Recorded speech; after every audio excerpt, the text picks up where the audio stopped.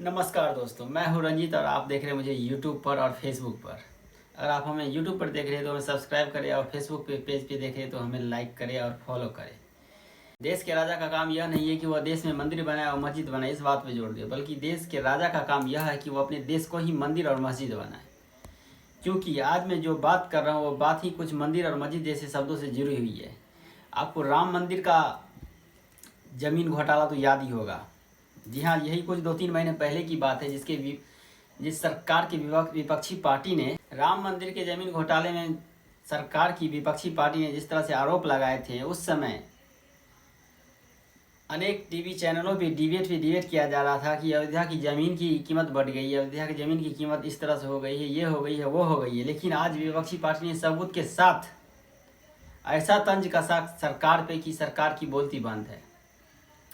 क्योंकि हमारी सरकार तो देश में मंदिर और मस्जिद जैसे मुद्दों पे बात करती है, उन्हें शिक्षा, स्वास्थ्य और स्वच्छ हॉस्पिटल जैसे मुद्दों पे बात करना आता ही नहीं है।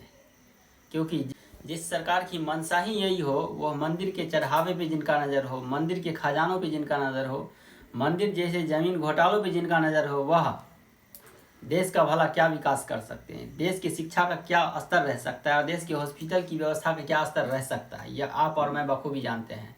मैं बता दूं आपको कि जिस सरकार में सरकार की मंदिरों के घोटालों जैसे शब्द का उपयोग हुआ हो, वह सरकार भला अपनी पार्टी छोड़ किसी अन्य वर्ग की। इसी बात को लेकर के विपक्षी पार्टी के मुख्य नेता राहुल गांधी जी ने तंज कसा है और अपने सबूत के साथ ही उन्हें ट्विटर पे टैग किए हैं कि जिस जमीन की खरीद 18.5 करोड़ में की गई है, उस जमीन की डॉक्यूमेंट तो लगभग 1.5 करोड़ रुपये ही बता रही है, बाकी की रकम सरकार अपने पार्टी को मजबूत करने में लगा दिए।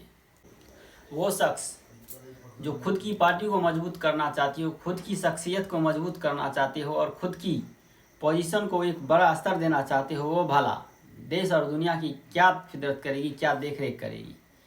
क्योंकि हमारे यहाँ पे मंदिरों के सुरक्षा कर्मियों, पंडितों पे ही नकेल कस दिया जाता है। भले ही दलित वर्ग ब्राह्मणों पे अलग तंज कसे, जिसके विरोध में गजेंद्र झा ने एक बयान भी दिया था।